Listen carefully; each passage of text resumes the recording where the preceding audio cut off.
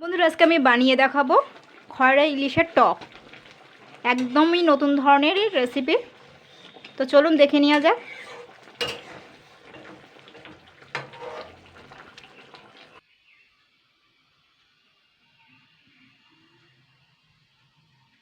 বন্ধুরা আমি Priyanka, welcome back to my channel. বন্ধুরা আজকে আমি বানিয়ে দেখাবো খয়রা ইলিশের টক।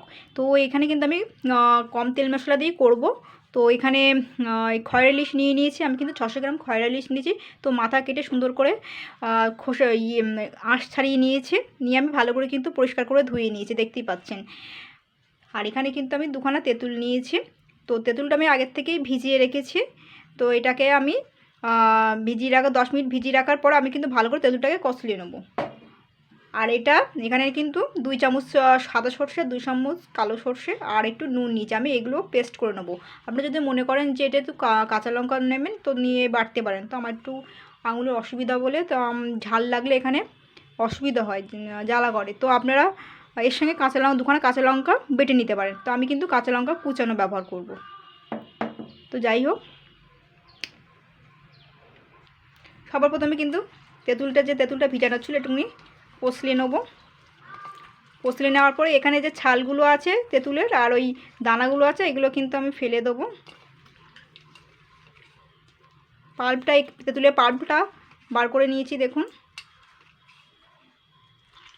চিপে চিপে।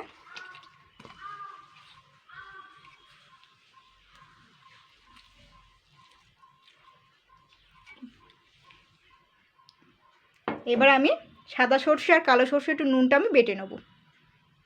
তো বন্ধুরা দেখুন, এখানে আমি এটা শিলা নোড়া নিয়ে নিয়েছি। এবার এই সাদা সর্ষে কালো সর্ষেটা আর সামান্য নুনটা আমি নিয়ে নিলাম। সাদা সর্ষে কালো সর্ষে স্টিলের যে নর্মাল চামচ আছে, তো সেই চামচ অনুযায়ী কিন্তু আমি নিয়েছি। তো এখানে কিন্তু আপনারা যদি মনে করেন একটুখানি কাঁচা লঙ্কা নেবেন তো নিয়ে করতে পারেন, বাটতে পারেন একসঙ্গে।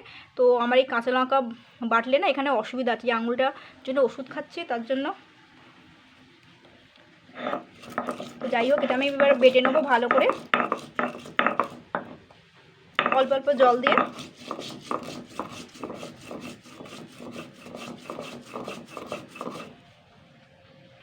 তো বন্ধুরা দেখুন, পেস্টটা কিন্তু করা হয়ে গেছে, বেটে নিয়েছি পেস্টটা।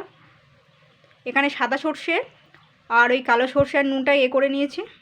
এবার আমি এটাকে সুন্দর করে একটা জল দিয়ে হালকা ব্যাটার করে নেব। আপনারা এমনি নর্মাল ইলিশ মাছও করতে পারেন। আমি এখানে ওই খয়রা ইলিশ নিয়েছি, নর্মাল ইলিশ বলতে ইলিশ মাছ। তো যাই হোক, এগুলো দাম কম, তো আমি আজকে এইগুলো দিয়েই দেখাবো। এইগুলোকে কিন্তু খয়রা ইলিশ বলে। তো আমি দেখিয়ে দিচ্ছি, দেখুন। তো যাই হোক, পেস্টটার মধ্যে আমি কিন্তু এখানে 1 চামচ ওই বেসনের গুঁড়ো নিয়ে নিচ্ছি।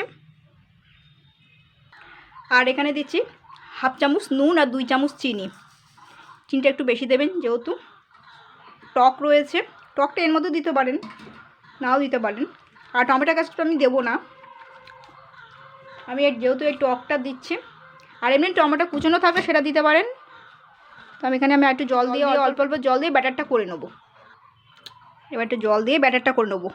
আর আমি কাঁচা লঙ্কা কুচিয়েও রেখেছি, আমি কাঁচা লঙ্কা ইউজ করছি। আপনারা কাঁচা লঙ্কাটা আমি সবার প্রথমেই বললাম যে কাঁচা লঙ্কাটা বেটে দিতে পারেন। তো যাই হোক, এটা আমার ব্যাটারটা করা হয়ে গেছে।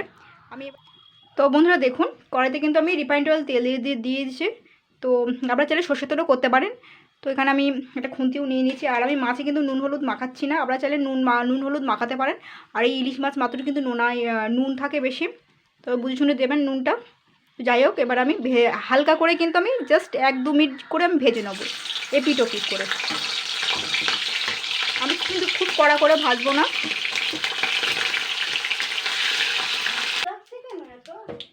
তো বন্ধুরা দেখুন, আমি কিন্তু এখানে কিন্তু ওই তেলটা রয়েছে, আমি কিন্তু মাছগুলো ভেজে নিয়েছি হালকা করে। তো মাছটা খুবই ছিটকচ্ছিলো, তেল ছিটকাচ্ছিলো। তো যাই হোক, এখানে আমি একটা শুকনো লঙ্কা দিয়ে দিচ্ছি ফোড়নের জন্য।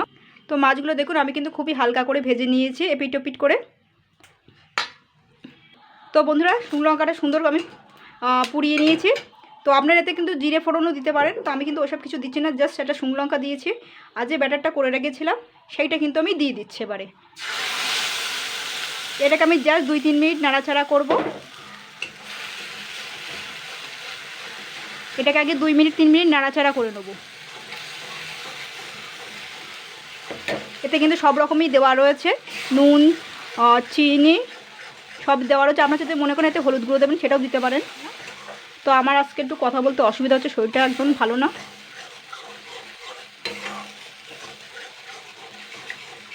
কথা একটু আড়িয়ে আড়িয়ে যাচ্ছে। তো নাড়ানো হয়ে গেছে, এবার আমি এতে জল দিয়ে দেবো পরিমাণ মতো। তো তার আগে আমি যে টকটা করে রেখেছিলাম তেঁতুলের, সেটা আমি কিন্তু দিয়ে দেবো এবারে। দেখুন আমি যে তেঁতুলের টকটা করে রেখেছিলাম সেটা কিন্তু এবার আমি দিয়ে দিচ্ছি। এবার এই বাটিতে যা লেগে রয়েছে, এবার এই বাটির মধ্যে জল দিয়ে আমি সব নিয়ে নেবো। 2টো বাটির মধ্যে জল দিয়ে আমি ধুয়ে দিয়ে দেবো। এটা একটু নেড়ে নিই। তো এখানে আমি 2খানা কাঁচা লঙ্কা, চেরা কাঁচা লঙ্কা দিয়ে দিচ্ছি, এটাও দিয়ে দিচ্ছি। আপনারা 4টে-5টা দিয়েও দিতে পারেন। তো এটা কিন্তু খুবই ঝাল হয় বাড়ির, যেহেতু বাড়ির গাছের লঙ্কা। তো আমি 2খানাই দিয়েছি, আপনারা 4খানা দিলে দিতে পারেন বা বেটেও দিতে পারেন। তো এতে কিন্তু আপনারা চাইলে একটু বেশি করে হলুদ গুঁড়ো দিতে পারেন, যে যা হোক লঙ্কার গুঁড়ো দিতে পারেন। তো আমি কালারের জন্য একটু দিচ্ছি সামান্য একটু হলুদ গুঁড়ো আর লঙ্কার গুঁড়ো, দেখতে ভালো লাগবে। তো এটা আমি ভালো করে আগে মিশিয়ে নেবো। এবার একটু কালারটা একটু সুন্দর এসছে দেখুন।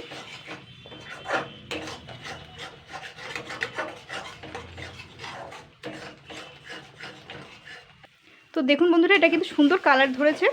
জাস্ট 2-3 মিনিট একটু কষিয়ে নিলেই হয়ে যাবে। এইবার আমি কিন্তু এতে জল দিয়ে দেবো। আমি জলটা কিন্তু একটু পরিমাণ মতনই দিচ্ছি, মানে খুব জল জল করে দেওয়া যাবে না। আর এমনি বেসন গুঁড়ো দিয়েছো তো এটা তরকারিটা এমনি ঘন হয়ে যাবে। জাস্ট আমি ঝোলটাকে আগে 2 মিনিট ফুটিয়ে নেব, তারপরে কিন্তু আমি মাছগুলো দিয়ে দেবো।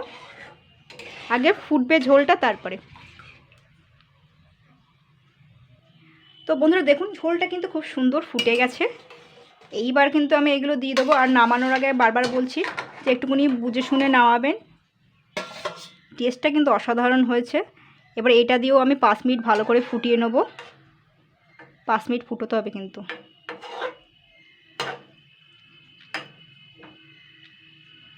পাঁচ মিনিট ফুটিয়ে নেব, তারপর নামিয়ে নেব।